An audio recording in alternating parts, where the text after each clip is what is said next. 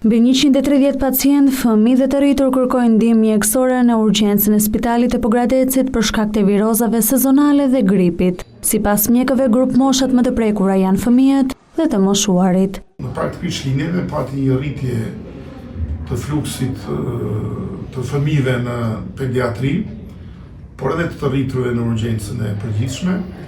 Në pediatri pati një rritje të numrit të fëmijëve me viroza të rrugës respiratore, me virusin e influencës, duke kapur gjithë grup moshat e fëmijëve, duke patur një fluks rreth 67 fëmijë në 24 orë. Mjekët bëjnë me dije se edhe numri i vogëlushëve të shtruar në spital është i lartë. Po ka shumë shtrime. Në pediatri janë bërë rreth 100 shtrime për 10 ditë.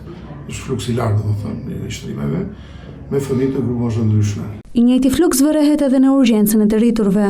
Të rriturit janë paraqitur në urgjencën e përgjithshme rreth 70 pacientë me viroza, gastroenterite, tonsilite, me temperatura malinje. Mjekët këshillojnë që si fëmijët ashtu edhe të rriturit të paraqiten për vizitë mjekësore që në ditën e dytë të shfaqjes së simptomave, për të shmangur komplikacionet. Kujdesi i shtuar kërkohet edhe nga pacientët me probleme kardiake, pasi mjekët shpjegojnë se temperaturat e ulta i përkeqësojnë sëmundjet.